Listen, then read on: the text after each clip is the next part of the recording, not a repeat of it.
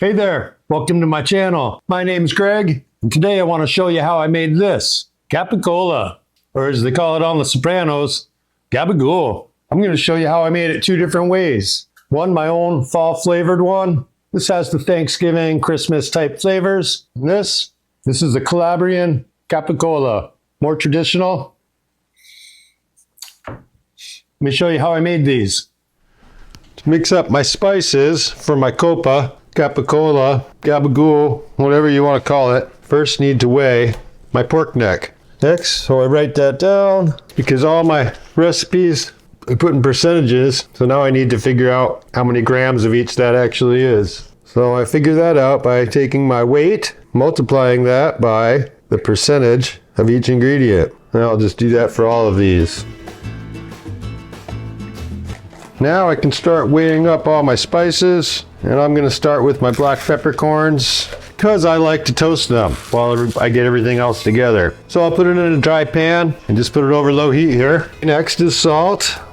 Next I'm going to use cure number 2. Doesn't take much. This is also going to have some sugar in it. Going to put in some garlic powder for some flavor. Now I'm going to add the sweet Calabrian pepper. I'm a really big fan of this sweet one. Now I'm going to add some heat. I'm going to add the hot Calabrian pepper because this is going to be a rather spicy Copa. That's what I'm going for anyway. I'm going to add a bit of this, and this has a nice heat to it. I'm going to add a few notes of heat. So I'll be adding this cayenne pepper as well as some crushed red pepper. Get the heat from a few different places so it's not all one note. And I think this one's going to come out pretty warm. Gonna add the black pepper. I'm telling you, toasting it just really brings a lot more flavor to the party. Quick shake to mix that up. Put my scale away and go get my Copa. Now I've got my Copa, got my salt and spice mix, and I am simply just gonna cover this entire mussel with this mix. Try to pat it in, don't skip the sides.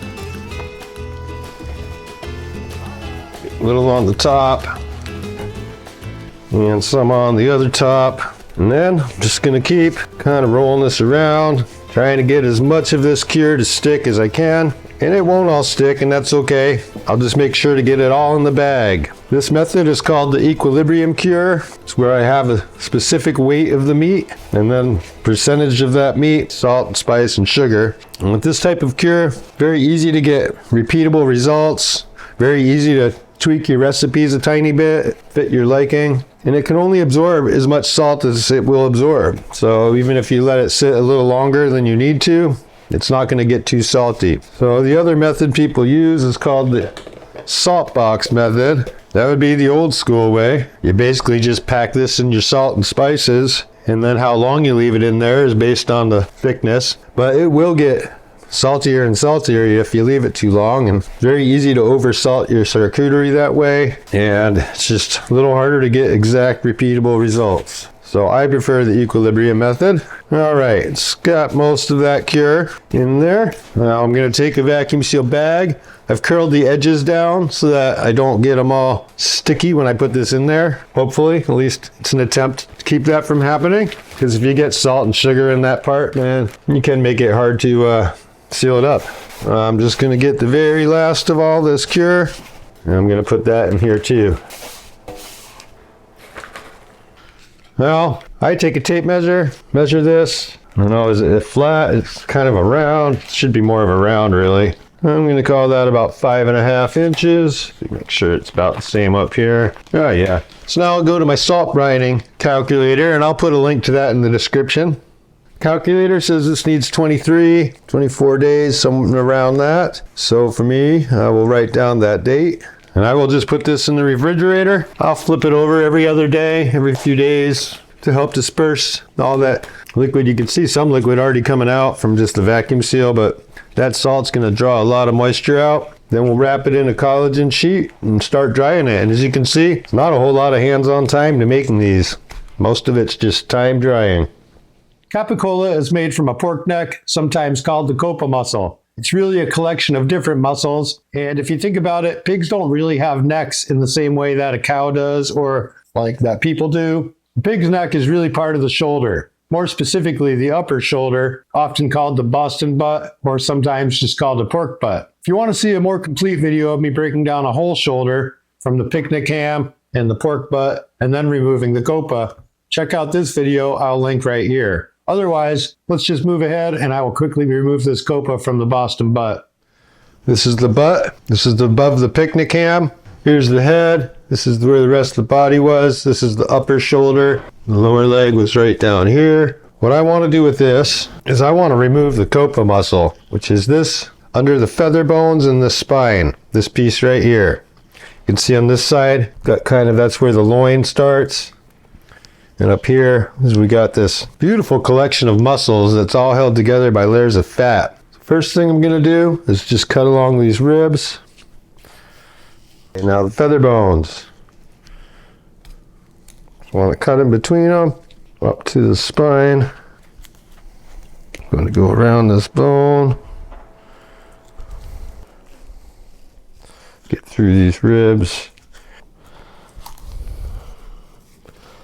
Pretty much there now. All right, this is the Copa right here. You can see this pattern of muscles. So yeah, right across like that.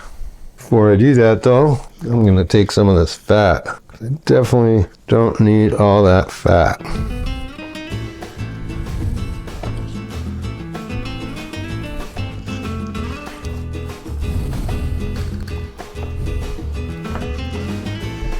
Alright, there's my Copa. First thing to do with any of these cured meat, including this fall flavored Gabagool, Capocollo, Copa, whatever you want to call it. First step once the meat's trimmed is to weigh it. Once I have the weight of my meat, I can calculate how much salt and spices I need. So I'm going to add those, starting with my salt. I'm also going to use Instacure number 2. This is optional, but it will maintain the reddish pink color that we're used to seeing in charcuterie, and it'll give it that charcuterie vibe, a little bit of that charcuterie flavor we're used to tasting. Leave it out if you want and just replace it with regular kosher salt. For the fall flavors of this capicola, I'll be using some nutmeg as well as some cardamom. I'll be adding white pepper, cinnamon, ground cloves, well as just a bit of sugar. I'll just shake that up, make sure those are all well combined, and I'll be right back for the next step. Now I'm going to take my cured spices and I'm just going to try to cover this whole thing, and I'll try to pat that in. Smells like Christmas or Thanksgiving. All that cinnamon and clove. Sure to get some on the ends. Sure to get it all around on all sides. Some of it's going to fall off, and that's okay because we'll get it back on here. Just going to roll this around in there. Get it to try to pick up as much of that as I can. Because this is the equilibrium cure, I do want to make sure to use all of this. Should have trimmed that up. That could be a problem. I'm not going to trim it now because I've already weighed this thing and we're working with exact weights with this equilibrium cure. But we'll see what happens. This is actually doing a pretty good job of picking most of this up here. But if you do have any left in your tray, make sure you add it to your bag that you'll be curing in. I'll be using a vacuum seal bag. Put it in there. I'll just collect any of this last bit. It's not a whole lot left, but I do want to get 99%, as much as I possibly can. Want to get in there. Now I'm going to go seal this up.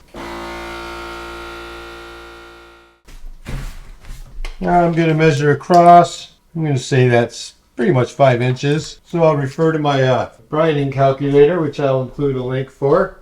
And it says this needs to go 3 weeks. Hey, you know why women make bad carpenters? Because they've been told their whole life that this is 8 inches. I'm going to put this in the refrigerator for 3 weeks. I'll just flip it over every other day, every few days, just to make sure that the brine gets in everything. You'll see it pulls out a lot of liquid. Again, you can do this in a Ziploc bag. That works fine. Just write down when it's ready, and into the fridge you go. My Copas have been in the fridge for really about a month here. This is what they're looking like. You can see it's got a lot of extra liquid. I'm going to rinse these off. You can either do that with just water in the sink, or some people use red wine. For this fall flavor one, I don't really want to add red wine flavor. I'm going to go rinse this off in the sink. Be right back. I've rinsed it off. blotted it dry a little bit with paper towel. I do want to leave some moisture on it so it'll stick to my collagen sheet. Can use a natural casing. I think the natural casings tend to dry out quicker, and I like the way these collagen sheets work, so that's how I'm doing it. But anyway, simply enough, it's going to wrap it up, try to get it relatively tight. It's never the best gift wrapper, but it's kind of the same idea. Find that if I add just a little bit of water to the layers, a little bit of moisture helps it just stick to itself, keep a nice tight little package, kind of what we're going for. Relatively simple, not a whole lot to it. Now I'm going to take some of this netting. This is not 100% necessary. You could just use butcher's twine to hold that tight, but this, because it stretches, it acts a little like a compression sock. So as this meat dries, this will stay tight and kind of help keep that shape that I'm looking for. Whereas if I just tied it, as it dries, that string could become loose. So if you have a large enough funnel, you can throw this netting onto the funnel and stick the meat through it. But I don't, so I just do this and it works well enough. I'm just gonna twist it up, tie this on one side. Don't need any fancy knots here. Just a simple overhand knot will work. And I'll do the same on the other side.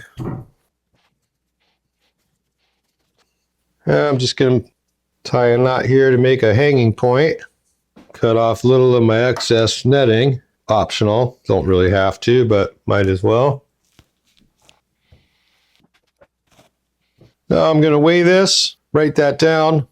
I made a tag. The tag has the project name, the date that it's going into my drying chamber, my starting weight, and my target weight. I'll be targeting a 40% weight loss for this. Anything over 30% weight loss is edible. A lot of people go 35%, which is fine. Fatty cut like this Copa, I usually like to go more like 40%. If I can. If my cabinet gets too full, I'll take it out before then. I'm fine with that. And I'm just going to put a few holes in this casing that will aid in the drying a little bit. It'll help this sheet stick to the meat a little better. And I'm going to stick this in my drying chamber, which is about 55 degrees Fahrenheit and roughly 80% humidity. And this will hang in there for quite a while, I imagine, several months. My Calabrian Capocollo, I am going to rinse with a little red wine. I don't need to get all this off. It's okay if some stays on. That will just help this collagen sheet stick a little better, which is just fine by me. So I'm gonna do the same as I did with the other, just kind of wrap it up tight. Take a little of this red wine, help those edges seal. Just like the fall flavor one, I'll be putting some of the stretch netting on. This is a big Copa, a little bigger than the other side. But with a little bit of patience and a little bit of love, you can persuade this thing to get around this. And just be patient, work it around. It'll come. There we go. Want to be gentle because you can tear the collagen sheet in this process, which isn't the end of the world, but we do want to try to avoid it. Okay, I did get a little tear here. Good tear. Sometimes you can stretch it back around it. Sometimes you can't. It'll be okay. Same thing. Gonna twist it up and make some knots.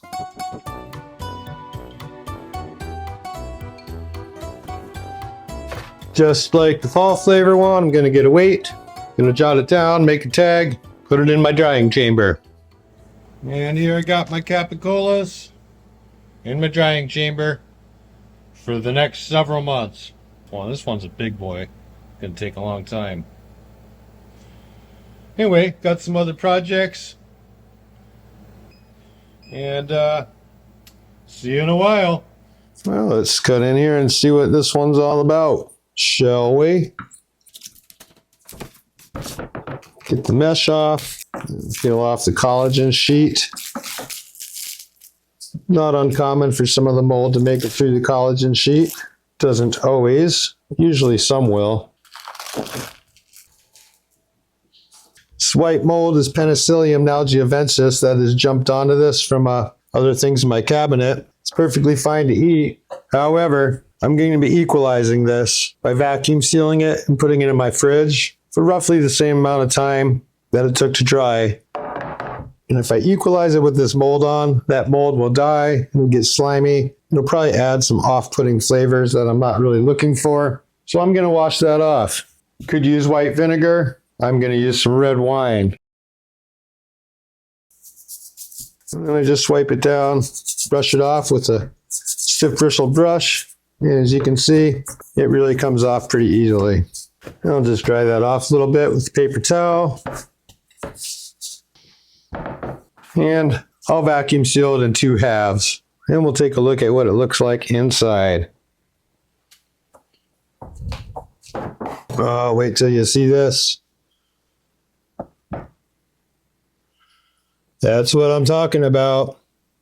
That's the Gabagool, Capocollo. Oh, and it smells like fall. It's just got all those warming notes from the fall spices. And that's the telltale and fat pattern of a capocollo. Copa muscle. Basically, if pigs had necks, this is the pork neck. And I guess they kind of do have necks. It's just really part of the shoulder. So anyway, I'm going to vacuum seal these up, put them in the fridge, let them equalize. We'll be eating these in another 6 to 8 months or so, just in time for Thanksgiving and Christmas.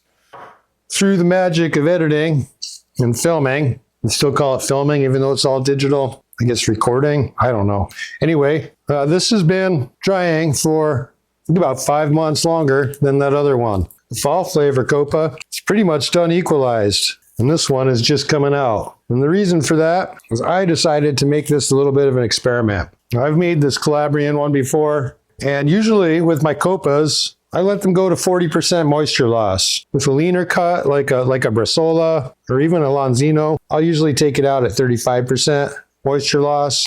But I find the fattier ones still have a great texture at 40%. And the longer they stay in that drying chamber, the more complex and deep the flavors get.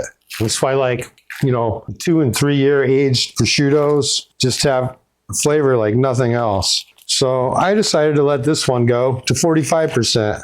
And I don't know, might be too dry. I know it won't affect the flavor. I know the flavor will be awesome, but it might make the texture, I don't know, I guess dry, for lack of a better word for it. Looks like we got some white mold that came through the collagen sheet. That's pretty normal. This more red color, that's from the Calabrian pepper. So let's wash this mold off. I'm going to use some red wine to wash this off. You absolutely could just use some white vinegar if you don't want to impart any flavor to it. You could use lemon juice if you wanted to add a little citrus flavor. I'm not sure that would go great with this particular project, but you certainly could. Anything acidic is going to kill that mold. And that's really all we need to do, because I do still want to equalize this one.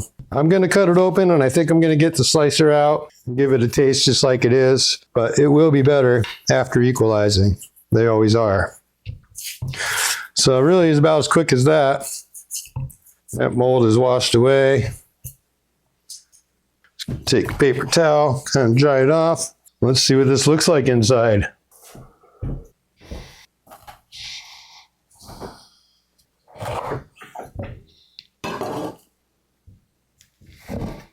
Does look like it might be drier than I want it to be right on this edge here. Right off the bat, I'm thinking the 45% was not a good idea.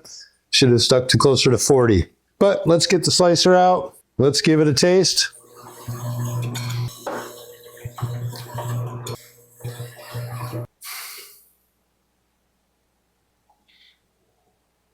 Looking pretty nice.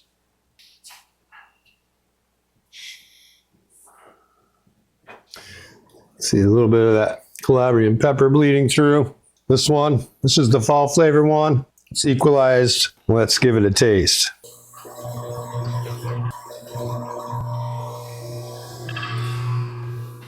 All right, folks, time has come to taste these. Got the fall flavor. I got the Calabrian. Fall flavor aged for 6 months and then equalized for another 5 months. The Calabrian Capocollo, this is aged for 11 months. This lost 40% of its weight. This lost 45% of its weight. Let's give it a go. Start with the fall flavor. I've made this one several times. It's really a winner. Everyone that has it loves it.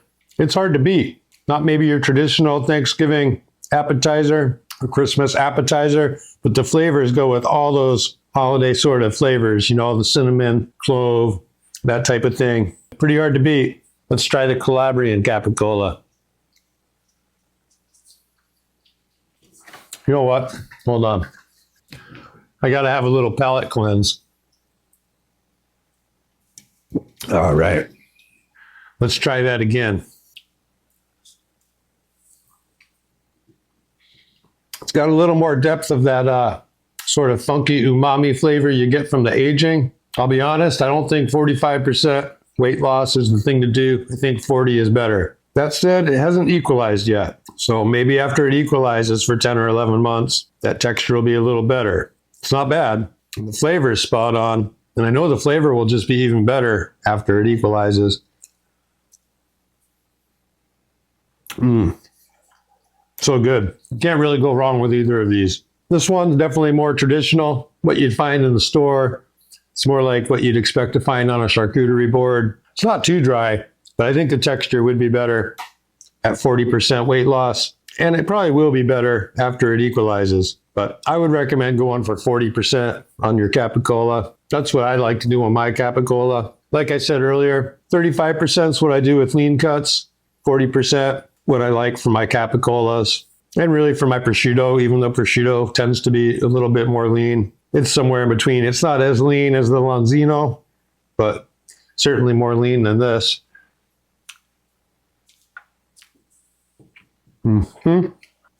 So good. Yep, capicola is one of my favorites. It might even be my favorite. I don't know if you can see how translucent that gets. Yeah, you can see my finger behind there. Pretty translucent. Well, folks, that's all I have for you today. If you enjoyed this video, make sure you give it a thumbs up.